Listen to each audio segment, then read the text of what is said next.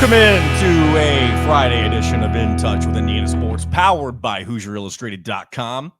Hope you're having yourself a great week, into the week coming up, I should say. Hopefully you're staying dry. If you're anywhere within this line of Hurricane Helene, who, has now made landfall and making her way up through the continental United States, currently impacting where I'm at right now. Thankfully, I've still got some power, but we've got some high winds here in the area in which I am recording. And if you're living anywhere in southern Indiana, or maybe even closer to where I'm at in Kentucky, or maybe elsewhere, maybe you're experiencing this too right now. Hopefully I don't lose power while I'm recording this thing. Thankfully, I've already recorded my segment with Dustin Schutte. So at the very least, if for some reason the entirety of the show doesn't get published today, it would be because I lose power while I'm recording this. So hopefully that ends up not being the case. Hopefully I can give you guys a full show here on a Friday. And I'm excited for the weekend. And I'll go ahead and say this, remind you one more time real quick, or remind you of a couple things. One, subscribe on Hoosier Illustrated if you haven't already. We appreciate those who have done that, especially over the last several weeks as football season has gotten underway. Hit that notifications bell as well if you want to be notified when we go live, especially for things like the post-game wrap-up shows that we do at the end of each game. And that brings me into the second thing I want to remind you of. I will not be doing the post-game wrap-up show this weekend unless something completely out of left field changes with my plans, which depending on what happens with Helene in the area today, it could potentially impact my plans for tomorrow. But I'm not supposed to be available tomorrow because I'm planning on being at the Louder Than Life Festival here where I live in Louisville, Kentucky. And some of you guys may be like, oh, you're not a true fan. If you're not watching the game, you're prioritizing some silly heavy metal and rock and roll. And maybe some of you aren't doing that. I just like to picture some angry mob like that. Not that I want people to be angry, but I think in the back of everybody's mind who does this whole podcasting radio thing for a living always assumes that people are angry about something.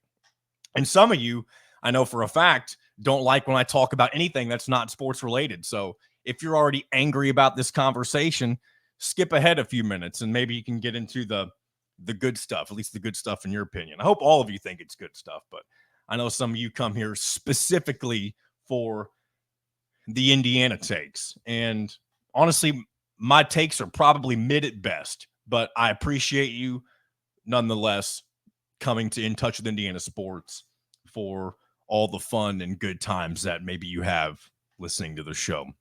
And if you do, I genuinely love and hope that people do feel that way on occasion, because that means I'm doing my job.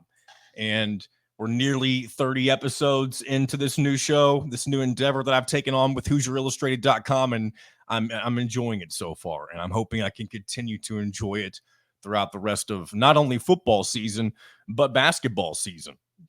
And speaking of basketball, I guess we can go and get into this real quick before we fully transition into our segment with Dustin Schutte. And that is the unfortunate news for Indiana basketball that Jalen Haralson has decided to commit to the Notre Dame Fighting Irish and Micah Shrewsbury instead of the Indiana Hoosiers. And a lot of people thought, especially after the Trent Sisley commitment on Monday, that was going to create a domino effect and begin with Jalen Haralson and maybe even move all the way to Braylon Mullins here in a few weeks when he ends up making his decision. Now, I don't think it's the end of the world that Indiana didn't land Jalen Haralson. Obviously, it would have put you in a lot more comfortable of a position when it comes to your 2025 freshman recruiting class. As I've mentioned on this show and even on talking about the Hoosiers the other day. And I've even said that, again, now I'm repeating myself. I've said it way back before Indiana had any commits so far in the class, which again, they only have Trent Sisley at the moment. They've now missed out on Malachi Moreno and Jalen Haralson. But again, I think you can please the majority of the fan base, and maybe I'm off base here, but I'll just say this, you'll please fans that are in the same camp as myself, which maybe there's not a lot of them when it comes to this, who knows. If you can get at least two of the remaining guys, or excuse me, you can get one of the two remaining guys, whether it be Braylon Mullins or Eric Reed, and then fill out the rest of your roster with transfer portal guys moving forward. Now, two freshmen, many of you, and even myself to an extent, like that's a small, we know that's a small recruiting class. But at the same time, I do think it's going to become more of the norm to have really no more than 3 freshmen when it comes to new players on following, the next teams for basketball programs, especially ones like Indiana, because it's become more important now to bring in guys with experience through the transfer portal. And really this year will be a really good tell on how well that will work for what Mike Woodson wants to do, because he of course had to rely very heavily on the transfer portal to bring in guys who can get the job done for Indiana. And they've already created the offseason expectation that they should be one of the best teams in the Big Ten this season. Do they have to win the conference? No, I don't think so. But they need to be in the mix all the way until the end of the season. And that goes for the expectation all the time. When it comes to any sort of championship, there comes a little bit of specialness that comes with any team that can win a championship of any kind, whether it be the actual national title, getting to a Final Four, or a Big Ten title. You have to have some things go your way that don't always go the way of other teams that are in that same level as you. That's why I think it's okay to have a really good regular season and not necessarily make the Final Four. Now, you do want to break through and have those special seasons every once in a while, especially if you are a program like Indiana. But it's not necessary for that to always be, Final Four or bust, or the season is a disaster, that type of thing. And again, we'll talk about those types of expectations as we get closer and closer to the season. We briefly talked about them already a few different times, but it will become more evident and clear what the expectations should truly be once we get a few games into the season. And honestly, once we get through the battle for Atlantis, that'll be the first real telltale sign of what expectations for the rest of the season will be at that point, because you're going to go against some really good opponents, more than likely, depending on if you can start off by taking care of business against Louisville. And that will be a lot more difficult than people probably expect. And we won't spend too much time on this because we've talked about it before, and we'll dive into it more in depth when we get to the battle for Atlantis. But Louisville this year is not going to be what Louisville was last year and the year before under Kenny Payne. This is a totally revamped style of team and completely built from the ground up roster that Pat Kelsey and Louisville have put together. And it'll be a good challenge for Indiana. And if they can start off the battle for Atlantis with a win like that, the possibilities are endless with, maybe I'm exaggerating, but the possibilities of what you can expect going forward. And then you can be excited about a win against Louisville, whereas last year it didn't necessarily mean a whole lot, considering Kenny Payne's teams were absolute garbage. So, excuse me while I turn my microphone off to cough. I don't have my coffee here with me. I mean, I have my coffee mug, but I used all of the coffee during my segment with Dustin Schutte, and I don't have enough left in the pot to fill it up right now. So I'm relying solely on my water, which I guess that should be helping just as much, right? With the with the throat clearing. So let's go ahead and move into our segment with Dustin Schutte. So we go over a lot of good stuff. I love my conversations with Dustin. And if you like more of what we talk about and you want some more nonsense, also check out the Out of Touch podcast with myself, Dustin, and Mitchell Page. Except for this week, we end up doing a unique episode where it's myself and a former roommate of mine. So it's not our traditional cast of characters, so to speak. But Dustin and I today get into a lot of good stuff. We actually start off the conversation talking a little bit about some Caitlin Clark obsessive fan nonsense. And I'll leave it at that and just let you listen in on what Dustin has to say about all that, because there's some comedic relief. I don't know. I think it was pretty humorous. So we start there, and then we move on to a little bit of Big Ten football, talking about Purdue and Indiana specifically, and then a little bit of Big Ten stuff, big picture towards the end. And then when we come back from that, I'll get into some of my picks for the week for college football. And if we have any time after that, we may get into a few other light topics. So Without further ado, from Sports Illustrated, Mr. Dustin Schutte. Good morning, Dustin. Happy Friday to you. Happy Friday, John. How are you? I'm doing good. I'm trying to stay dry. Had to wear my water wings to Louder Than Life last night, but it was still an enjoyable evening for myself. That's good. You could have gotten rained out, but you didn't. You didn't get rained out. No, the worst of the storms that are coming through the area, at least, if you're on the Interstate 65 corridor, if you're living in Indiana, you're probably experiencing this yourself. But the Hurricane Helene remnants, those really pushed through overnight, and I think it's going to cause some flooding in our area. Hopefully, it doesn't get too dangerous, but we'll see. Yeah, we're supposed to go to West Lafayette for the Purdue-Nebraska game on Saturday, so hopefully we're able to get clear roadways to and from. So we'll see. We'll see. Yeah, hopefully it's safe traveling for you guys.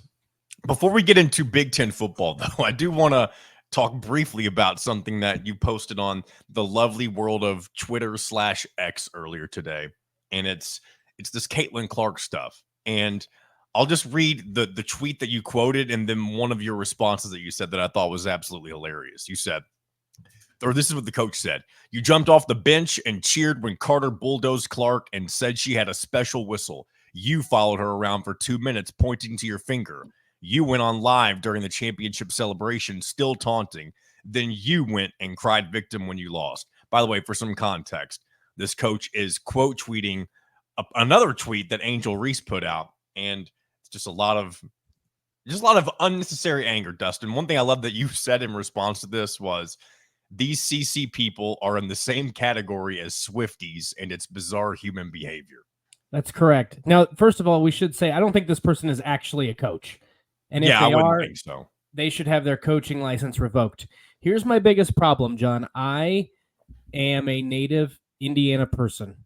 I love Indiana sports. I want Indiana teams to do well. The influx of Caitlin Clark fans into Indiana and their attitude and their energy has turned me, like, I was rooting for them to lose the other night to Connecticut because I'm so tired of this stuff. And it's unfortunate because she's a generational talent and one of the best players we'll probably ever see. It's very bizarre to me when people have an obsession with a famous person or an athlete. And I'm not talking about like, oh, this is the team I grew up watching. I love this team. But when you're going to like sacrifice yourself for this human being who doesn't know you exist, I don't understand it. And a lot of people, the thing that irritates me more than like she doesn't, it's almost like they treat her like she's a child. And I don't think they know that they're doing this in the sense that they feel like they have to protect her in a way from all of the big bad WNBA players. Oh no, somebody got poked in the eye. Oh no, somebody got tripped. Oh no, somebody set a screen too hard. It's very clear that these people from Iowa don't understand basketball. Like, I'm sorry, they just don't. They don't understand basketball. They have their pride, they have their golden goose, and they're just raising her up. And it's unfortunate because I like watching her play, but they have made it so unbearable. And people can talk about Diana Taurasi, Angel Reese, Dejanay Carrington. Caitlin Clark does the same stuff on the court. She does the exact same stuff, and nobody raises hell. I could go on. I don't think you could be saying this any better, by the way. And I think one part of this that blows my mind more so, especially along the lines of the Swiftie stuff, is the fact that a lot of these people are grown men that are and defending is one thing, but going to the sacrificial mile that you're talking about, that's just something that is very, I mean, it's cringe, but to a whole nother level of what your typical cringe is. Yeah, it's cringe and it's creepy. It's so hard to describe, John, because it's just like, if you followed around like Swiftie, and by the way, I need to preface this. I'm not talking about the fan who enjoys watching Caitlin Clark play or the person who tunes into every Fever game to watch her play. If that is the person you love watching, I have favorite players. I have favorite teams. Go for it. I'm talking about the people who are just filled with vitriol and hate that feel like they need to express it anytime she gets called for a foul or anytime somebody says something that's not in her favor. it is just bizarre. And these Taylor Swift people have been doing this for years, where they just maul you with social media hate anytime you say something negative about Taylor Swift. And that doesn't mean you can't enjoy her music. It's just I don't There's a I have level of obsession that it probably takes a certain high level of self-awareness for these people to realize the way in which they're acting, or else they wouldn't behave like this. correct. And to me, and I don't know if you're going to understand this reference. You're younger than I am, so you might. It gives off serious pick me energy. Yeah, I'm not sure what that is, Okay, unfortunately. so pick me energy is basically you conforming is not the right word, but basically when someone is so overtly in favor that you're hoping they would pick you for like a date or a boyfriend girlfriend type situation. Caitlin Clark does not know you exist, my man, my girl, whatever. She doesn't know you exist. She's very thankful that you're watching TV, that you're watching her games, that you come to the games, that you support her, but she doesn't know you from Sam. She doesn't know you from John or Dustin. I do not and will not ever understand this level of obsession with a famous person. It is legitimately bizarre. I do think, and the last thing I'll say on this, I feel like a lot of it is the Caitlin Clark fan base, whether they're Iowa fans or people who just like Caitlin Clark as a player or even as a human, whatever it may be. I feel like a lot of them early on, and again, this is just an assumption, decided that, hey, we're going to go full throttle on this, because if we don't, it's going to die out and she's not going to get the attention and fame that she deserves. That's probably not the best way to approach it, but it wouldn't surprise me if that is at least part of the reason why some people are doing what they're doing for this woman, for this basketball player. Yeah, it's I legitimately don't understand it at all. And it makes me I don't care if people from Iowa are upset with this. It makes me believe that they've never had somebody that they believe is worthy of this level of attention. Yeah. Like, you think about Indiana, we produce basketball players left and right. There's some good football players who made it to the NFL. There have been some really good Iowa products who have played in the Dallas Clark was a really good tight end for the Indianapolis Colts. They've had plenty of great football players. I can't really think of an NBA player from Iowa, and that's not a knock on them. It's just, I don't know. It is the weirdest thing to me, and to see it transcend into this like just pure hatred. Like, it's not like, and I should say this too, because a lot of people have come to her defense in this, in that like none of this is her fault. Like, she's not the one telling people to do this. Angel Reese has said, I don't think she stands on anything that these people are saying to us during games or on social media. And so it makes it even more bizarre. It's just, she doesn't need your help. She's a grown woman. She's 22, like 22, however old she is. I don't know. But either way, yeah, she's an adult. She's an adult. A professional basketball player. She's literally trained her whole life to do what she's doing right now. Just wasn't expecting probably the level of attention and fame that is coming along with it. Yeah. So. I mean, it is insane to me. Like, it's legitimately something that needs to be studied by psychologists. And also maybe these people need some help. And then additionally, I can't remember. The Taylor Swift thing is the closest thing I can get to. Well, that's a great comparison. And I think the biggest issue with this is Stephanie White said this, Connecticut Sun coach, in her press conference, like, we need to stop letting social media and the trolls set the narrative. And that's what's happened. Like, if you tweet about Caitlin Clark, it's going to go viral. If you have if you think about a tweet that's going to, like, that dude that I quote tweeted today had 300 some followers. That post had over like 6,000 likes because it was about Caitlin Clark attacking Angel Reese. And that's the problem. And I don't know how we get away from it.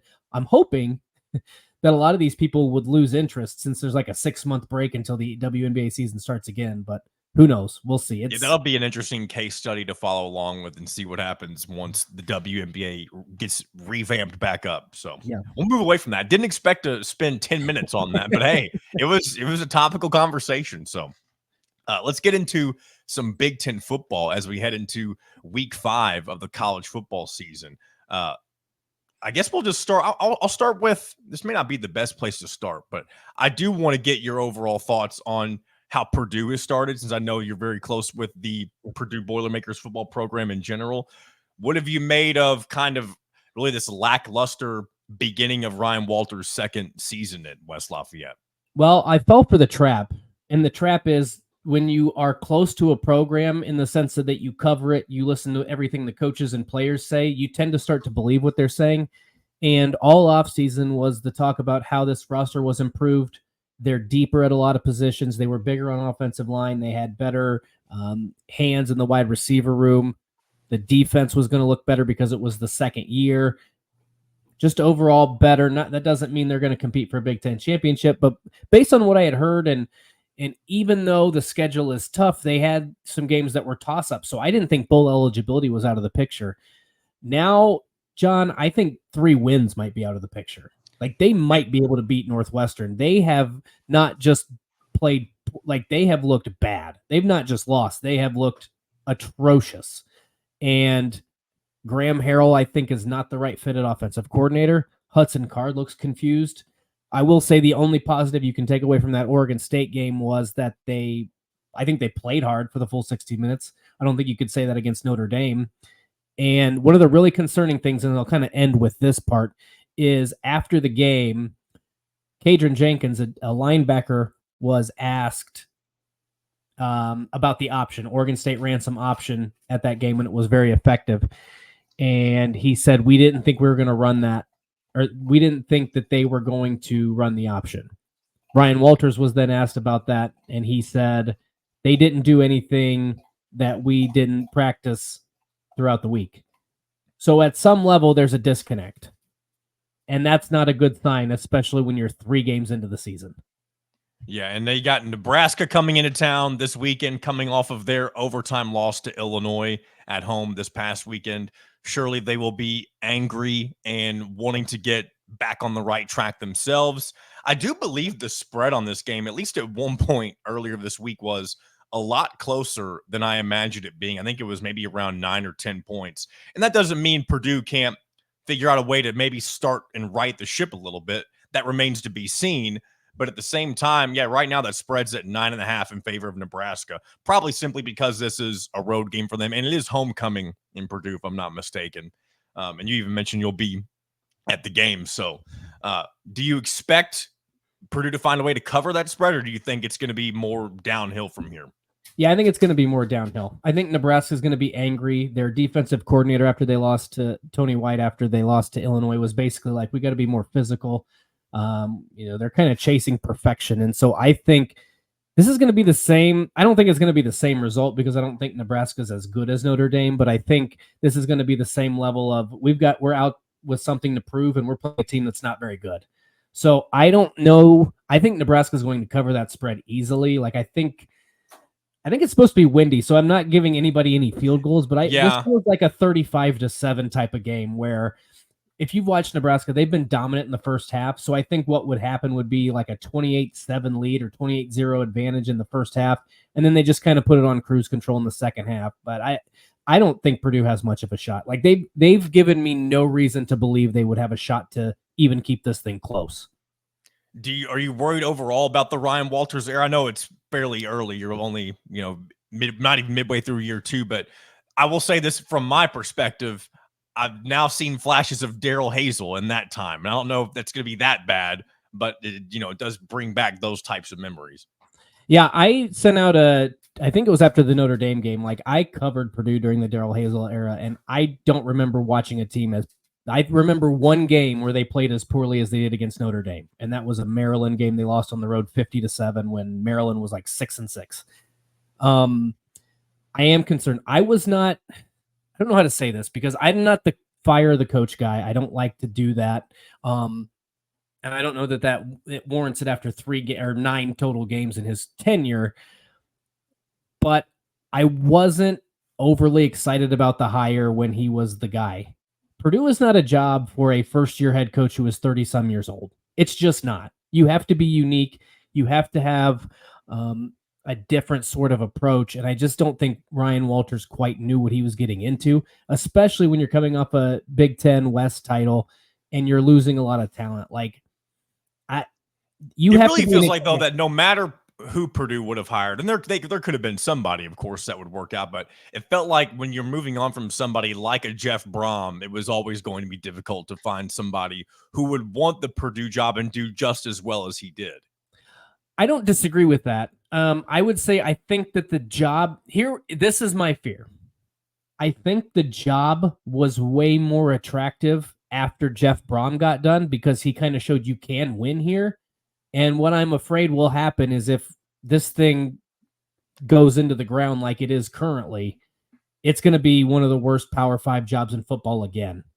And this could set the program back like years. I mean, and you get the right coach in there with the transfer portal and NIL and stuff, you can turn around a program pretty quickly, but it's going to be awfully unattractive, especially in an 18-team Big Ten when now you have to, not only are you competing with Ohio State, Penn State, Michigan, now you've got Indiana up and rolling, so you're probably not the best Big Ten team in the state anymore. USC and Oregon, Washington's in the picture. Nebraska's getting much better. Iowa's always consistent. Wisconsin has Luke Fickell. Like, I think this was a huge, in my opinion, I'm trying to think of how to say this without botching it. This was a high risk, low reward hire. Yeah, that's a good way to analyze it, I feel like. Yeah, I mean, that's the best I can do. And so, I don't know, maybe they'll turn it around. But the biggest thing that I've noticed in doing this for 10 years is typically when your coach says the same thing week after week, that's a sign that he's either in over his head or he doesn't understand why the team is losing. And that's what Ryan Walters has done the last 3 games.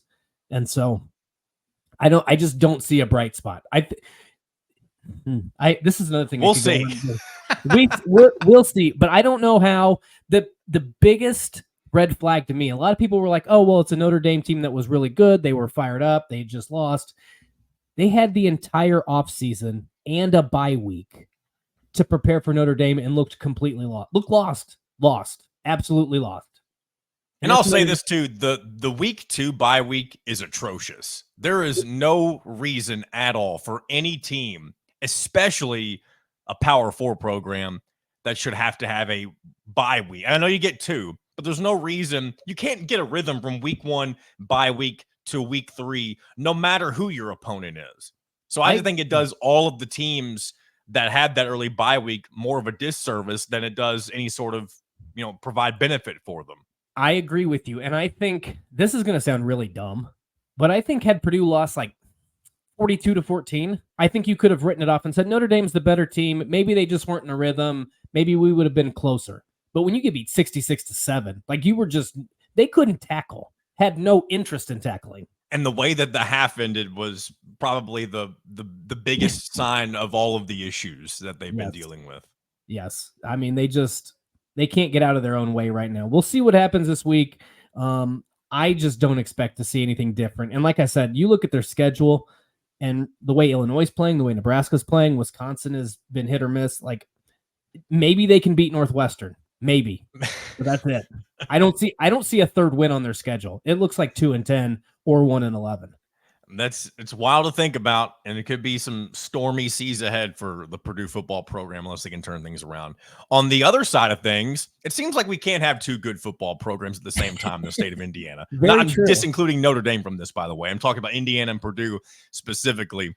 But Indiana starting off on a roll. Obviously, the schedule has been very favorable. I don't believe you and I have chatted since Indiana took a snap. I know we talked before the season started, but of course you had a very favorable start. And the biggest pivot point that we talked about early on was that UCLA game. And they made that look like it was, destiny for them to win from the start. And then the win looks even better after you see the way UCLA plays on the road at LSU a week later. Now, I also think a lot of that has to do with I don't think LSU is very good, at least for Brian Kelly. But either way, that's kind of besides the point. But Indiana's got a Maryland team coming to town with 1 loss already to Michigan State this season so far. Do you think all of this Indiana hype is real, or do you think they may be in for maybe not a rude awakening, but do you think that the expectations will need to be tampered a little bit once they enter Big Ten play permanently beginning this weekend? I think both things can be true. I mean, there's no question this team looks better, and not like a little bit better, a lot of bit better than it did under Tom Allen the last 2 years, right? Like there's no debate about that. Kurt Signetti has this thing running like business-like, right? Like it looks like a factory, looks like it's supposed to. That's how you're supposed to win a lot of those games, right?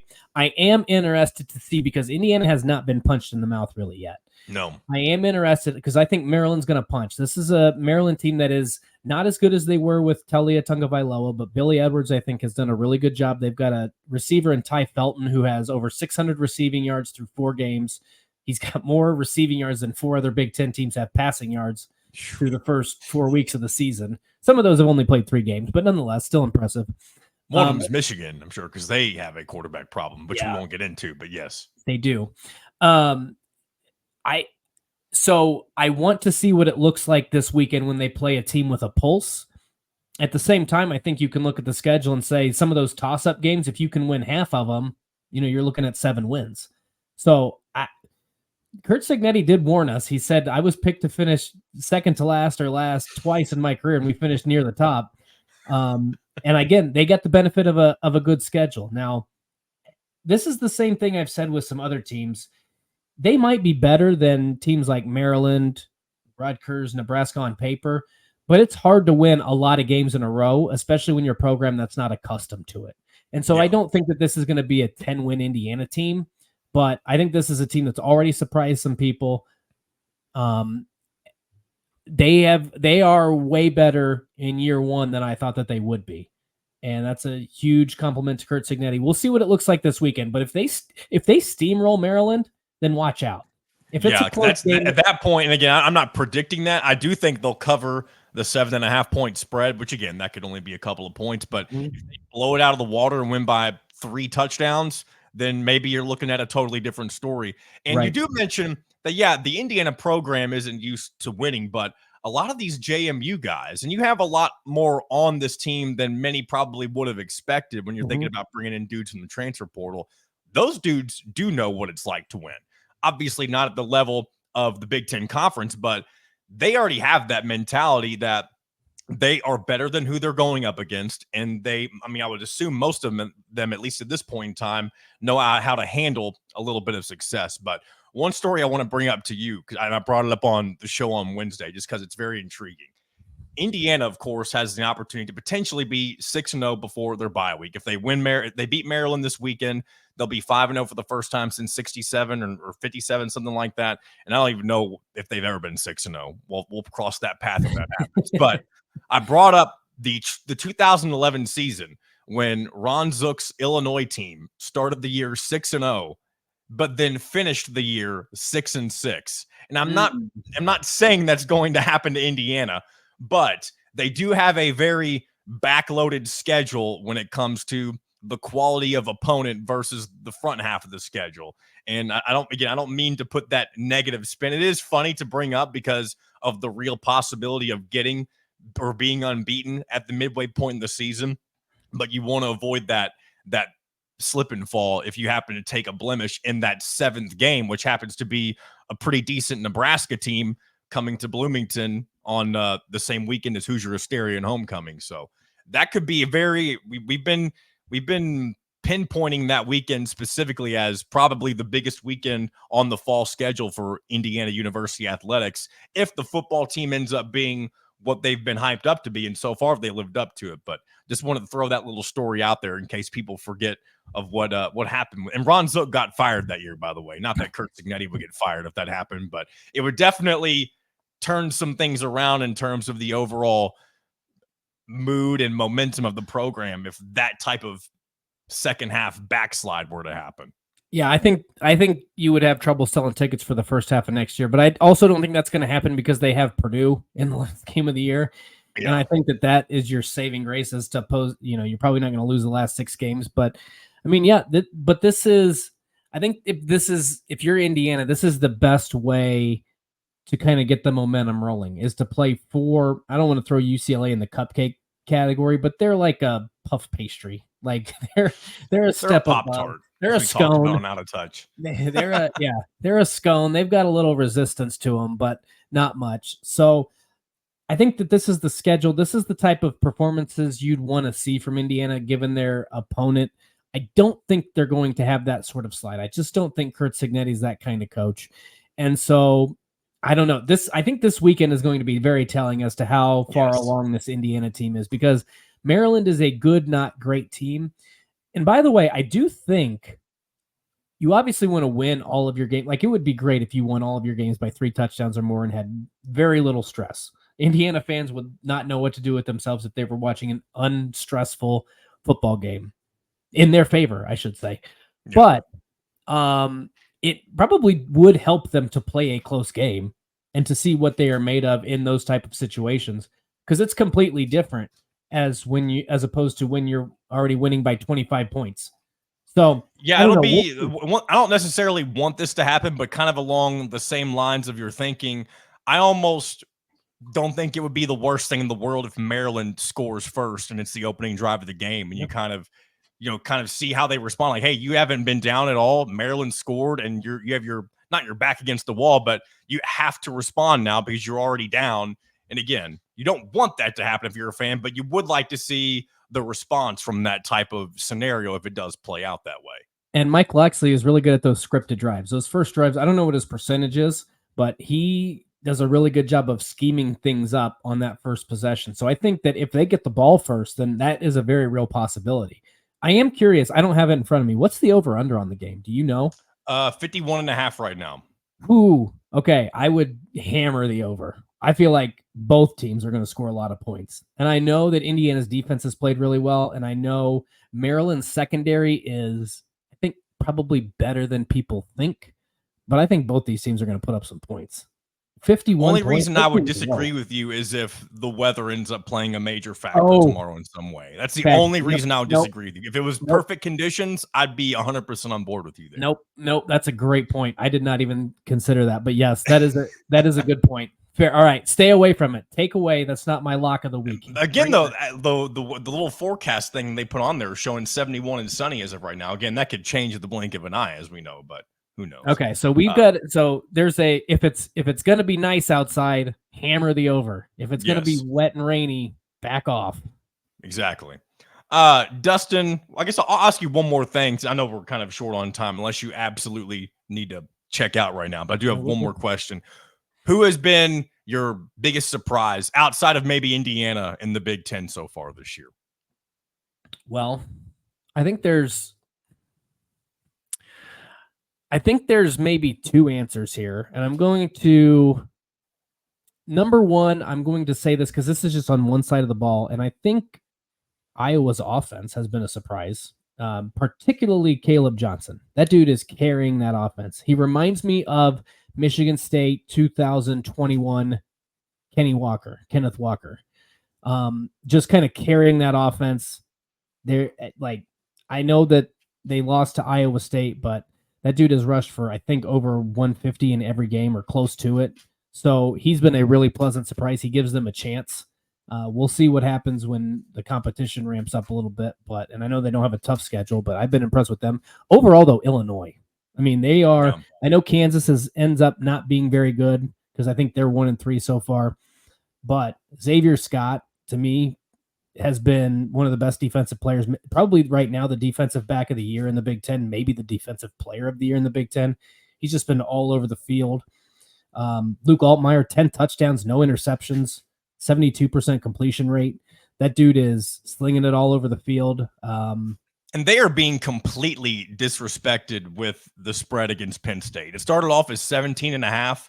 I called them to cover that early, but it's since moved to 19.5 in favor of Penn State. Yeah, I don't think Penn State has looked very good considering who they played. Kent State might as well be an FCS team, the team that they blew the doors off of last week. Yep. And they beat West Virginia on the road, again, with some conditions that caused that game to be delayed. But then they struggled with Bowling Green. Mm-hmm. And maybe Bowling Green's good for the MAC. I don't really know just yet, but I don't know. I have my doubts on how good Penn State truly is. Well, I mean, yeah, I agree with you. I think that there are some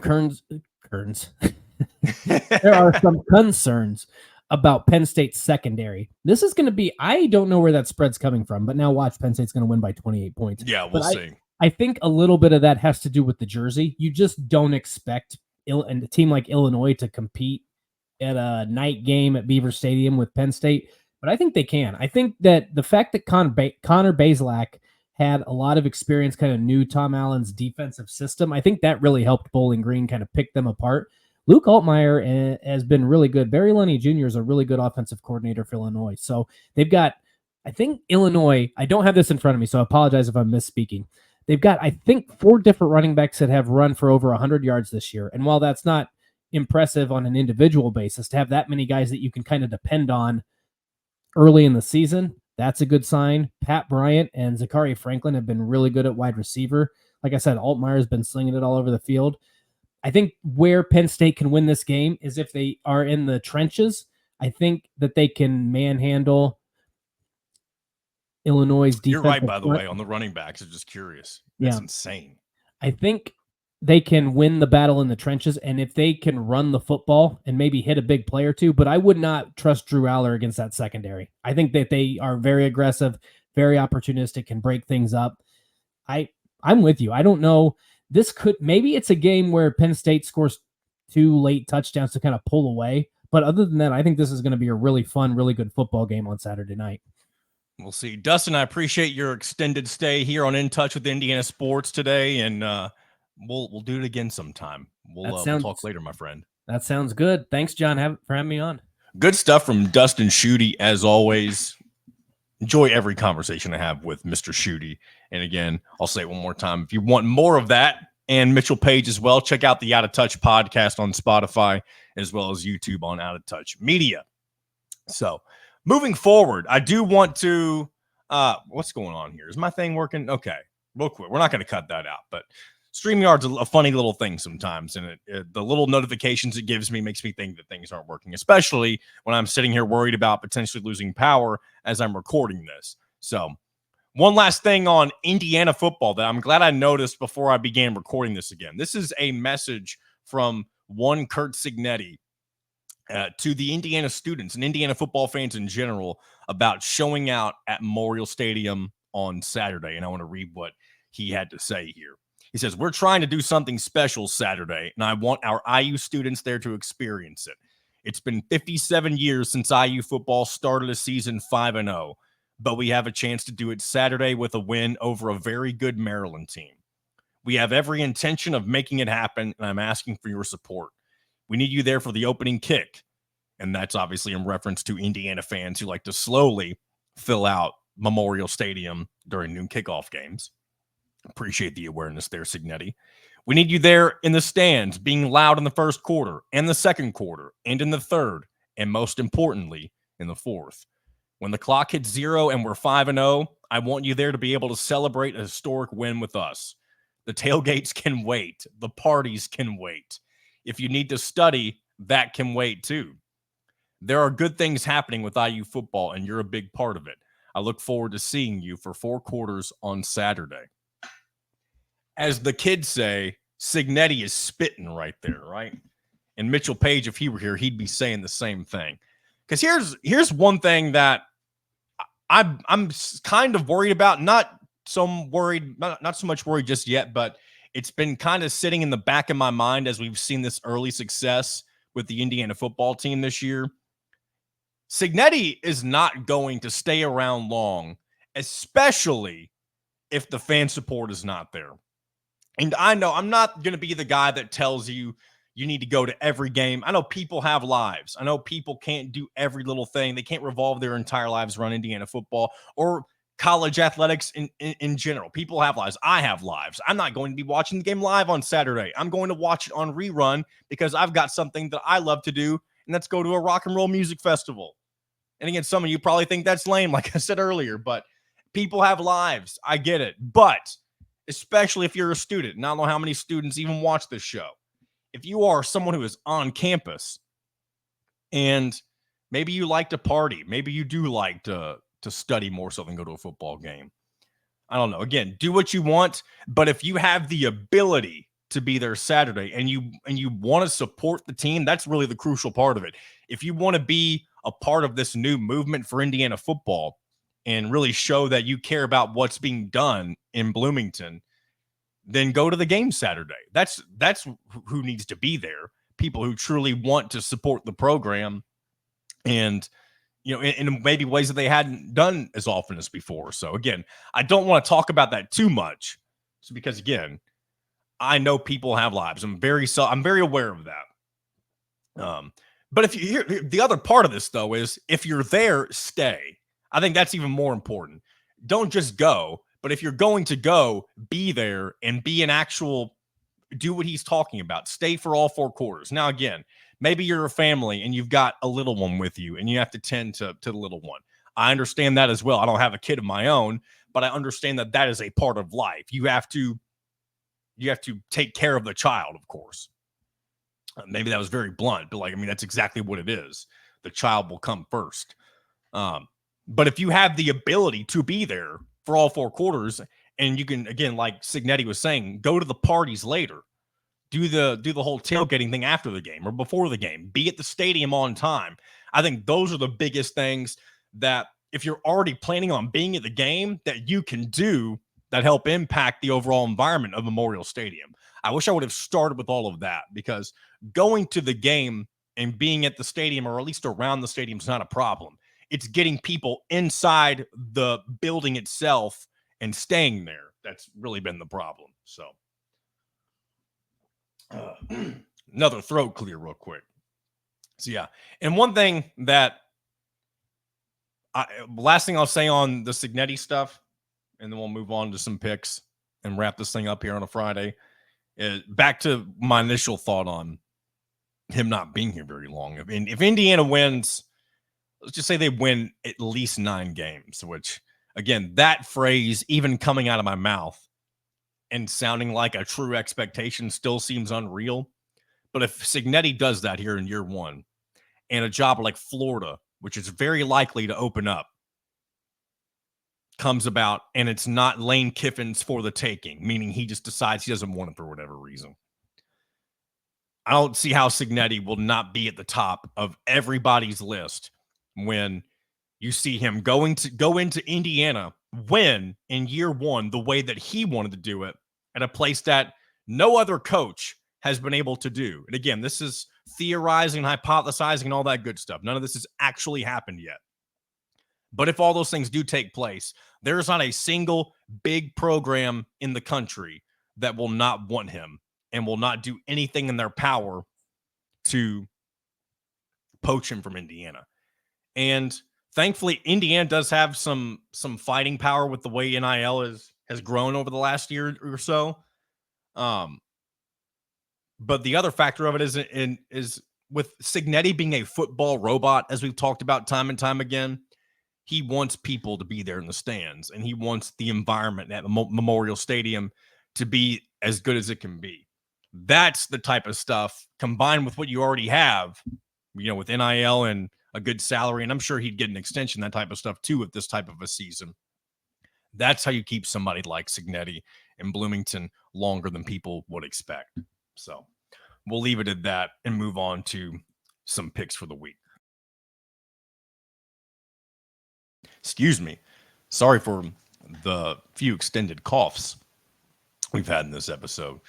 But let's move on to some picks, Big Ten picks. And you've already heard Dustin and I mention a couple things. I'm not betting the over or under on this game just because the weather is so unpredictable. But I am taking, sorry about this, guys. I realize that is terrible. If I think about it during post, I may edit that last one out just because I don't like it, because then I get in my own head. But anyway, let's move into some picks now that I've said that 3 or 4 times. But I'll start with the Indiana stuff again, since we've already been talking about it. I am confident that Indiana can cover 7.5, and that spread may be different depending on which sports book you're looking at. I got it at 7.5. And then if the conditions are perfect, maybe even think about betting the over in Indiana versus Maryland, because I do think both teams have very high-powered offenses, and maybe one defense ends up bowing up over the other. But again, that's why the over-unders are a little tougher to kind of see when you have a small sample size. And really betting in general, it's not easy, and no matter if you're doing spreads or totals.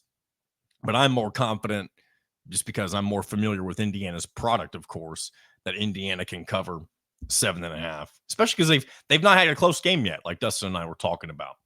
They've had, they've kind of had some very minimal points of adversity that they've overcome, but they've not been in any close game situations. And I mean, they may find themselves in something like that on Saturday. So just start with that one, and then we'll go through the Big Ten slate.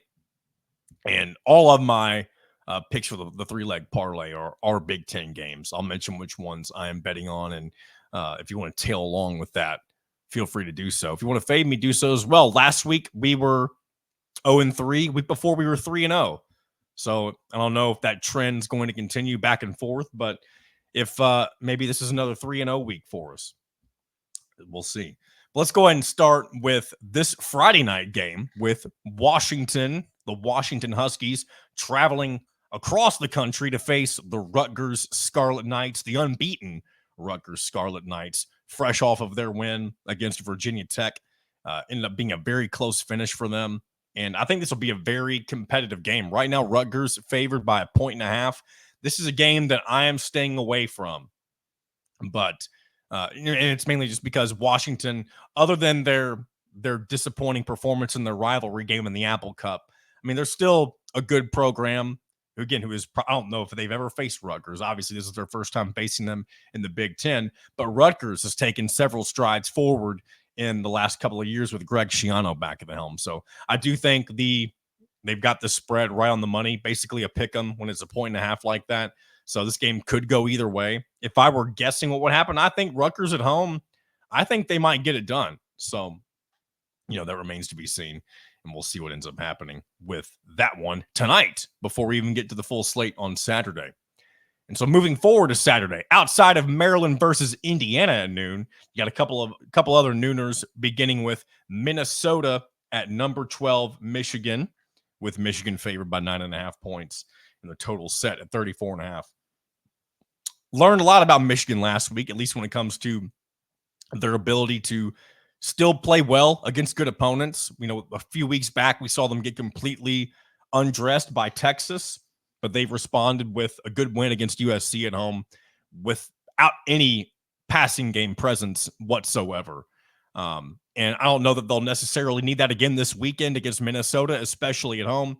Minnesota coming off their loss in the Floyd of Rosedale game against Iowa. And I expect Michigan to keep chugging along here and really getting back on track after their after their early season loss to Texas. I don't think Michigan is going to necessarily push for another title, of course. You've heard my thoughts on what I really think of them big picture. But it was a good step in the right direction last week, especially, imagine if they had a competent quarterback. And maybe it's not so much the quarterback itself. Maybe it's more of their scheme or their line or whatever it may be. Actually, I wouldn't expect it to be a line problem considering they have a really good rushing attack. So maybe it is more of just a quarterback-specific problem. But if they can figure that out, Michigan may be a little bit better than people, including myself, imagine. But I expect they'll take care of business against Minnesota at noon on Saturday. The final noon game, we talked about it with Dustin, Nebraska and Purdue. Will Purdue bounce back? Right now, I don't see any reason to think so, but it is still early in the season. And if you're going to right the ship, there's a better chance to right it in the early portion than it is later, because once you realize how bad of a team you actually are, then it's really hard to kind of muster up the energy to get up for a big game. And this is homecoming for Purdue, as we mentioned, very early homecoming. At least I feel like it is. Maybe it's not that early. Indiana is only in a couple of weeks, 2 or 3 weeks. But 2 or 3 weeks can be a lot. And now I'm stun locking myself, so I'll move forward. I don't really expect much from Purdue here. If I was making a prediction, this is not what I'm betting on as well, just because the spread is weird. I don't know if it's because Vegas doesn't believe in Nebraska to handle business on the road, because there's nothing that Purdue has done outside of their dominant win against an FCS opponent that says that this game should be competitive. So I feel like this is based more on Nebraska maybe not living up to as being as good as they're supposed to be. If Nebraska was coming off a win against Illinois, even if it were still in overtime, I feel like the spread may be a little bit different. I don't know. I kind of wish I was betting on this game because I feel like Nebraska could beat the doors off of Purdue, but who knows? Moving on to 3:30, the only 3:30 game in the Big Ten. We got Wisconsin and number 13 USC. The Badgers going on the road without their starting quarterback. They're coming off a bye week. USC currently 15.5-point favorites. I got it at 14.5. I think this will be an easy victory for USC, especially them coming off their loss with Michigan. They're going to want to make a statement against a Wisconsin team who, unfortunately lost their starting quarterback. It's coming off a tough loss to probably one of the best teams in the country with Alabama.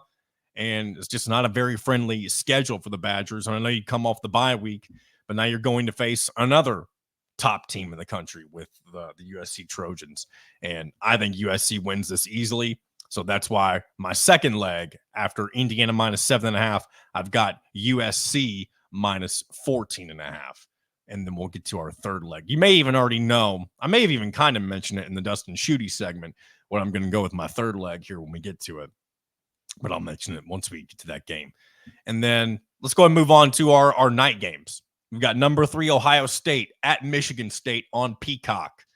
And Ohio State, 23.5-point favorites. This is really Ohio State's first matchup against somebody that's not necessarily a team that they should just push over and the game be over at halftime, that type of thing. But, Michigan State coming off a loss to Boston College. I think I might have mentioned earlier this week that they were undefeated. That's my mistake, of course. I knew they lost to Boston College. But other than that, looked good otherwise. It's really a game they should have had. And this is at home for Michigan State, so I do believe they'll put up some fight. But this is Ohio State's first real test against somebody that could give them a bit more of a push than a team like Marshall would or somebody like Akron they played early on. But again, I don't know that Ohio State will cover. This is one of those. It's kind of like Indiana, Maryland, and I hate putting Indiana on the same pedestal as Ohio State. I'm not trying to do that. But this is kind of a let's see how good you really are type of game. Because this is an opponent that if Ohio State is as good as they're built up to be, they should probably cover the spread pretty easily.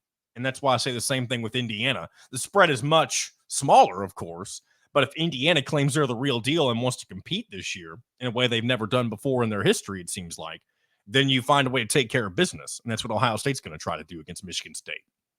So moving on, 2 more games. This is more than likely the best game in the Big Ten this week.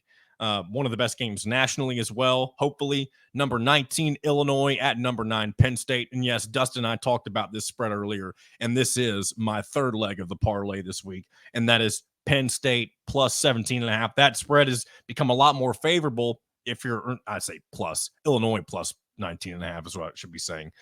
17.5 is what I got it at as I regather my thoughts. But if you're wanting to bet on it now, it's a lot easier for Illinois to cover because the spread has moved very heavily in Penn State's favor up to 19.5. And it just seems very disrespectful to what Illinois has done. And I know part of that is probably what Dustin mentioned and just kind of thinking that their win against Kansas wasn't really as good as it looked initially.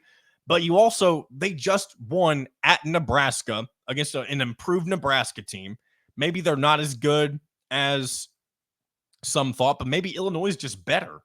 I mean, it's very hard to go into a Nebraska environment, 400th straight sellout.